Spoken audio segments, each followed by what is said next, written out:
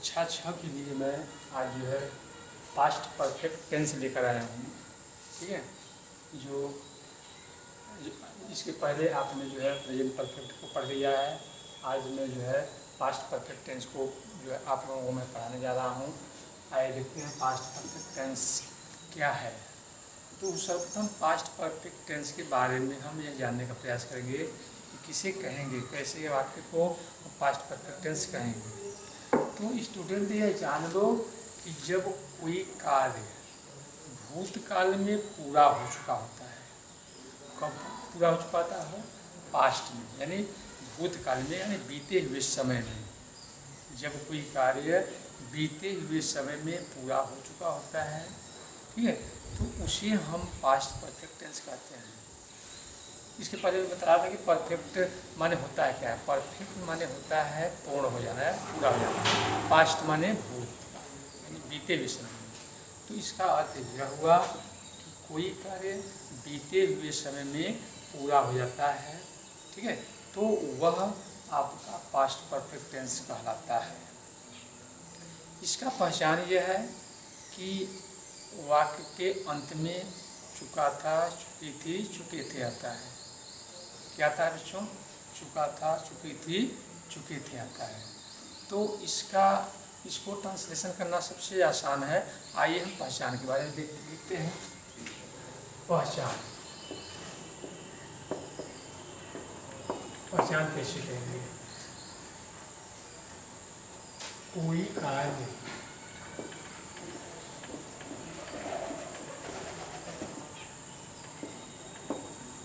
भूतकाल में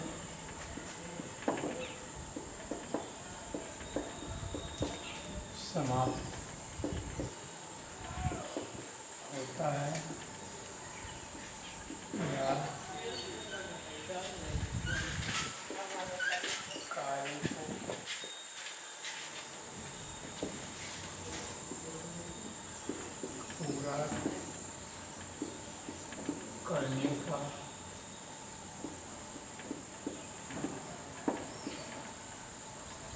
कार्य को पूरा करने का संकेत देता है। और वाक्य के अंत में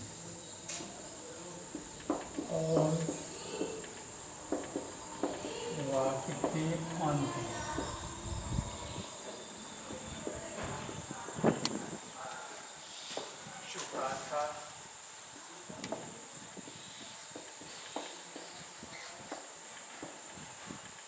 चुके थे तथा चुकी थी आता है।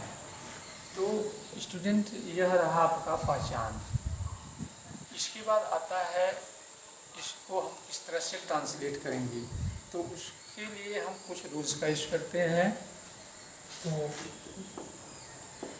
रूल्स या नियम पहला, ठीक है, इसमें सभी प्रकार के सब्जेक्ट जितने भी करता रहेंगे, चाहे सिंगल नंबर के रहें चाहे प्लूरल नंबर के, ये सभी प्रकार के कर्ता मीन्स सब्जेक्ट,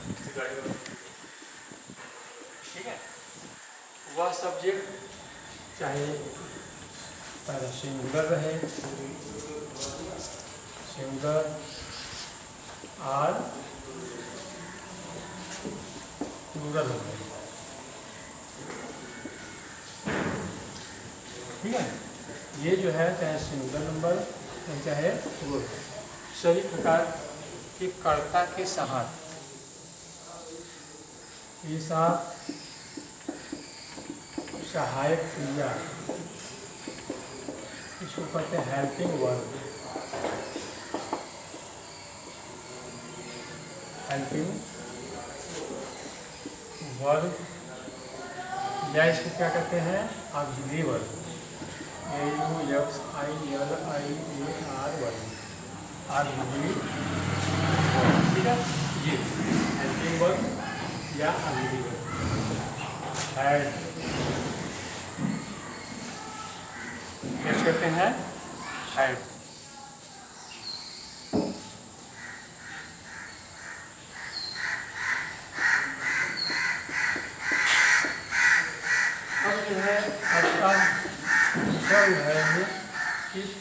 टेंस में यह बतलाया था स्टूडेंट कि चाहे प्रेजेंट परफेक्ट टेंस का वाक्य हो, चाहे पास्ट परफेक्ट टेंस का वाक्य हो, चाहे फ्यूचर परफेक्ट टेंस का वाक्य हो, और वह भी निगेटिव, अफर्मेटिव, इंटरोगेटिव, कोई भी टेंस हो, सभी वर्ब के सभी जो है टेंसों में आपका जो वर्ब होगा वह थर्ड फॉर्म का होगा। ठीक है, जो वर्ब होगा आपका वह थर्ड फॉर्म का होगा। वर्ब का थर्ड फॉर्म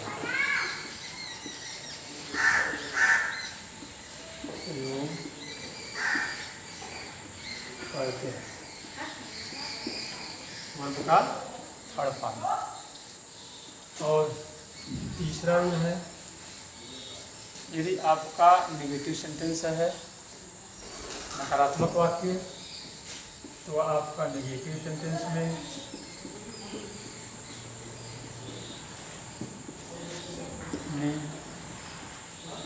हैड ना, यानी शायद क्रिया के बाद ना लगाते हैं।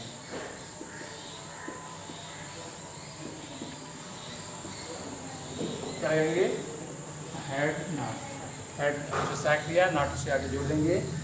और यदि आपका जो है इंट्रोगेटिव सेंटेंस का वाक्य है, वाक्य जो है इंट्रोगेटिव,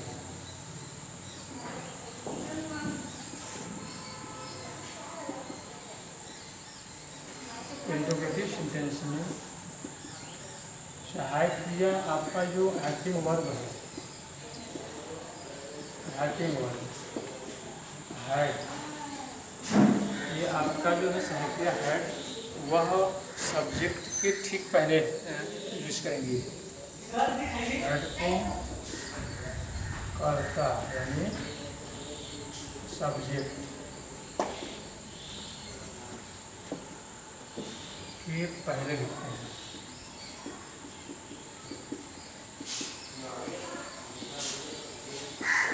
ठीक, यानी हेड के बाद ही आपको कर्ता शुरू करोगे। जैसे क्या से शुरू है, क्या मोहन स्कूल जा चुका है, तो क्या यूज करोगे?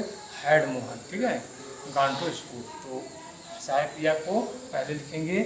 यदि चौथा पांचवा आपका ये रूल है कि यदि आपका जो है टेंस जो है कब, क्यों, कैसे, कहाँ, यानी क्वेश्चन वर्ड से शुरू हो रहा है, what, where, why, when, which.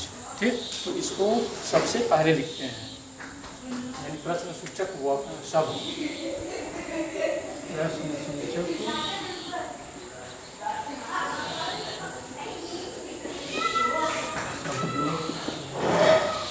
सूचक शब्दों जैसे क्या है? What, where, why, when, which.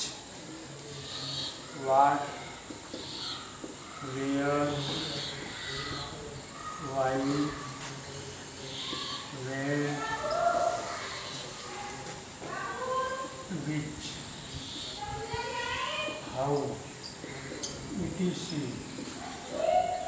को सबसे पहले लिखते हैं, इसी को सबसे पहले लिखते हैं।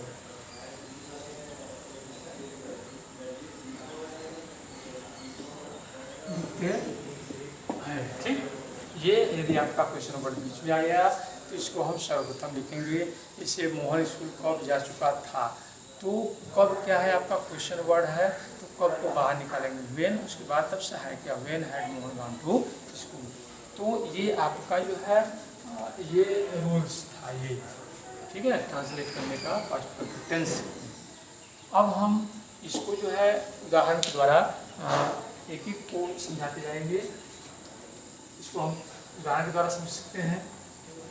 ये देखते हैं एग्जाम्पल के रूप में।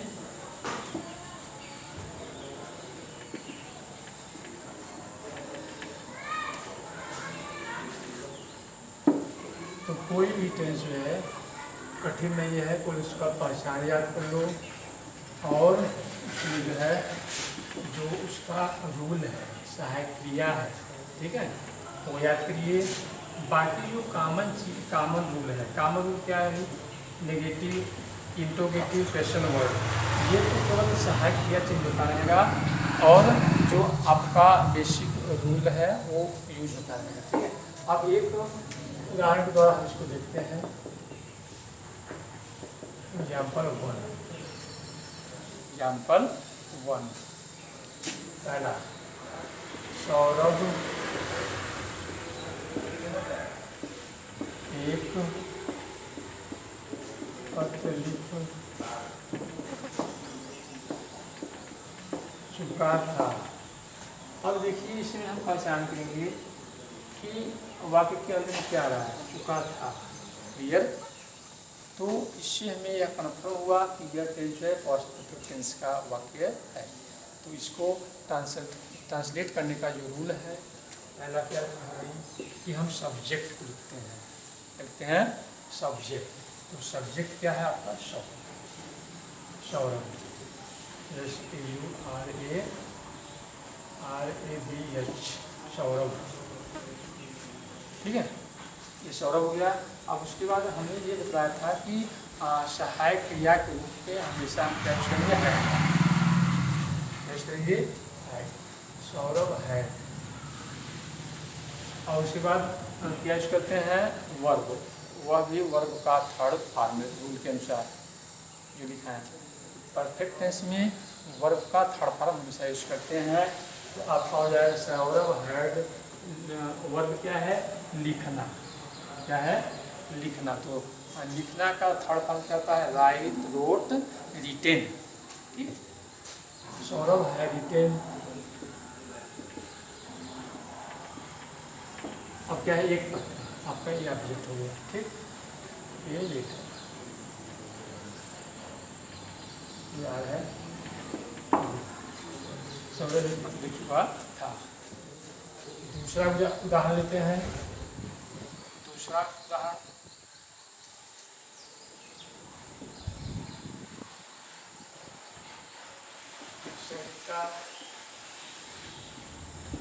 कपड़े धो चुकी थी। अब यहाँ पे भी हमने देखा कि चुकी थी आगे।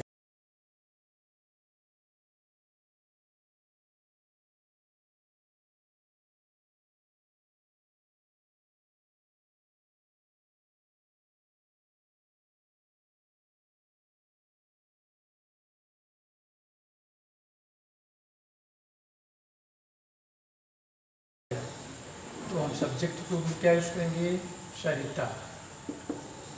हो गया, सरिता। सहायक क्रिया परफेक्ट टेंस में क्या यूज करना हमको, पास्ट परफेक्ट में है।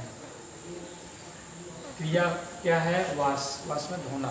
ठीक है, वाश, वाश्ड, वाश्ड ईडी लगाएंगे।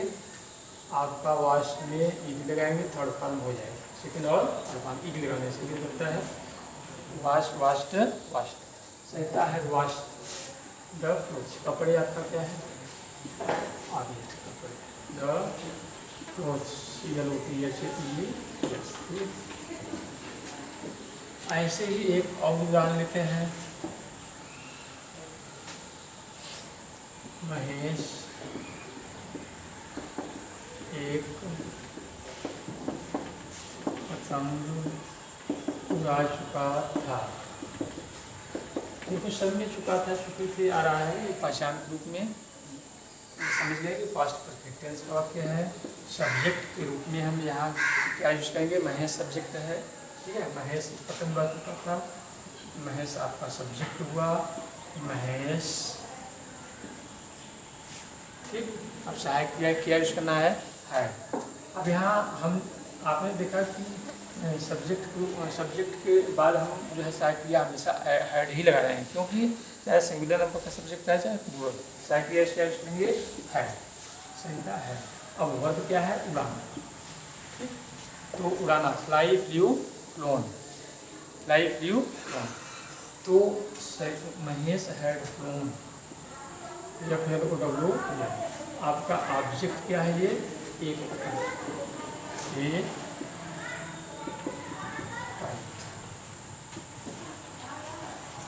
एक और उदाहरण लेते हैं। तुम कानपुर जा चुके थे, कानपुर जा चुके थे। ठीक है, यहाँ आपका सब्जेक्ट क्या है, तुम। अब देखो तुम यहाँ प्लूरल नंबर है, लेकिन सहायक क्रिया पर कोई फर्क नहीं पड़ेगा, सहायक क्रिया को हैड ही यूज करना है। ठीक है, आइए देखते हैं। तो आपका सब्जेक्ट क्या हो जाएगा, यू। हेल्पिंग वर्ब में आप यूज करेंगे हैड, यू हैड। अब वर्ब क्या है, जाना। Go went gone, go went gone, you had gone to Kanpur, वो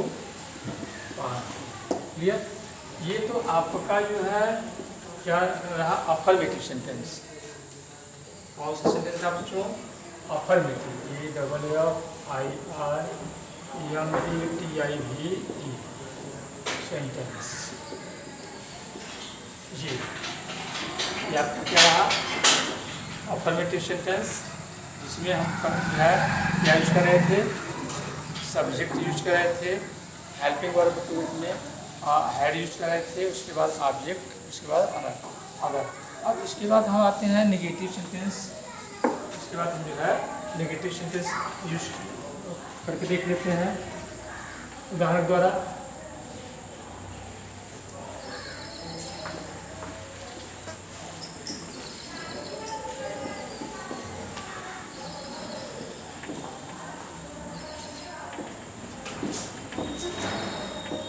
नेगेटिव सेंटेंस सहायक क्रिया के बाद वही हमको क्या यूज करना है,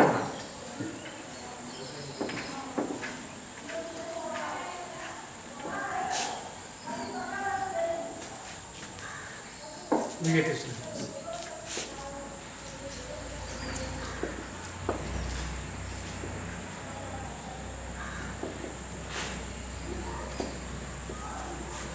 देखिए एक उदाहरण लेते हैं, केशव स्कूल नहीं जा चुका था।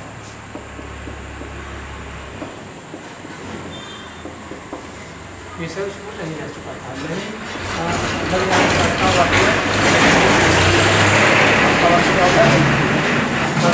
हो जाएगा, लिखेंगे। अब सहायक क्रिया जो यूज करना है नॉट। अब देखिए नेगेटिव, अब नेगेटिव रहे चाहे अफर्मेटिव चाहे इंट्रोगेटिव, हम वर्ब का थर्ड फॉर्म यूज करेंगे।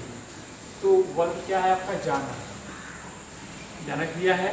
तो Keshav had not go went gone, ठीक है। तो आपका ये हुआ, Mohan had not gone to school. एक और उदाहरण लेते हैं, दूसरा।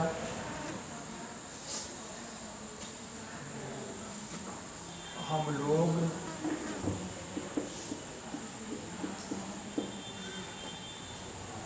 लोग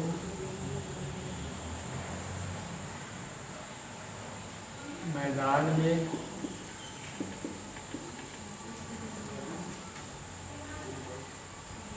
नहीं खेल चुके होंगे, चुके थे, नहीं खेल चुके थे, ये हो गया आपका।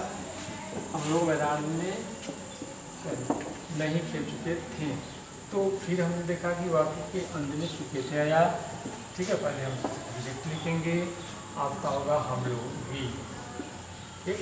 सहायक क्रिया वही करेंगे जो आपका हैड है, भी है, नेगेटिव है, ठीक। तो क्या यूज करेंगे, ना। अब जो खेलना है, आपका खेलना ही क्रिया है, खेलना। प्ले, प्लेड, प्लेड, ईडी लगा देंगे तो सेकेंड फॉर्म और थर्ड फॉर्म दोनों बन जाता है, ठीक है। Played, we had not played, PLAYED, नहीं कहाँ नहीं खेल चुके थे होंगे, मैदान में, in the playground, in the playground, ये, ठीक। We had not played in the playground. एक और उदाहरण लेते हैं, माता जी रसोई घर में खाना नहीं पका चुकी थी।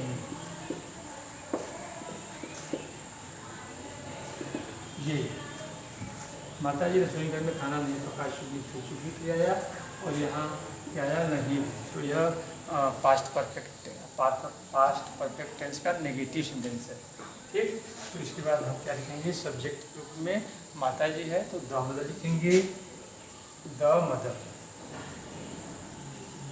ठीक, नेगेटिव है हैड नॉट,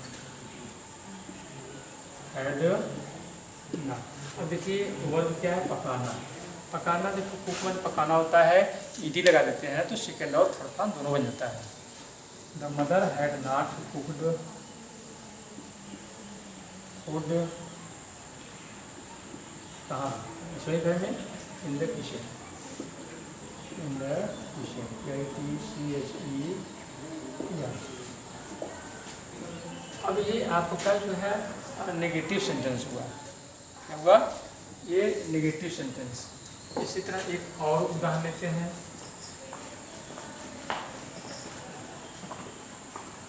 नेहा एक गीत नहीं गा चुकी थी। नेहा एक गीत नहीं गा चुकी थी।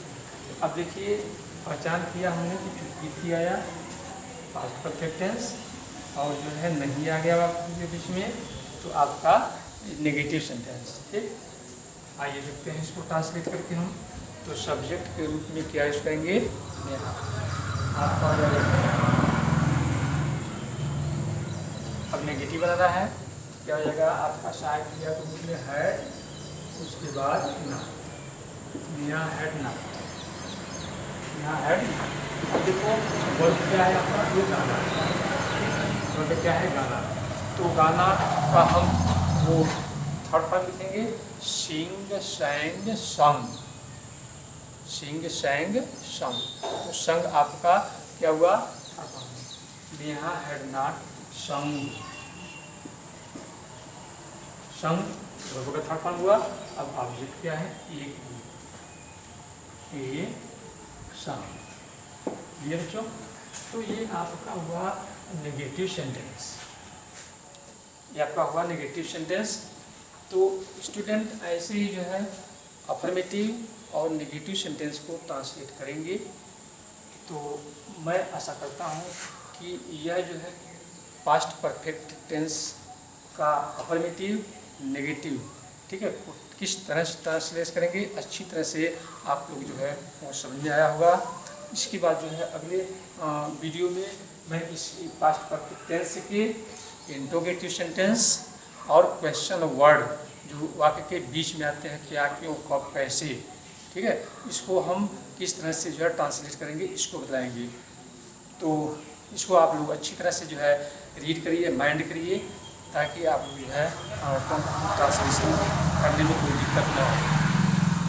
तो मैं इसी के साथ जो है समाप्त करता हूँ। That's all.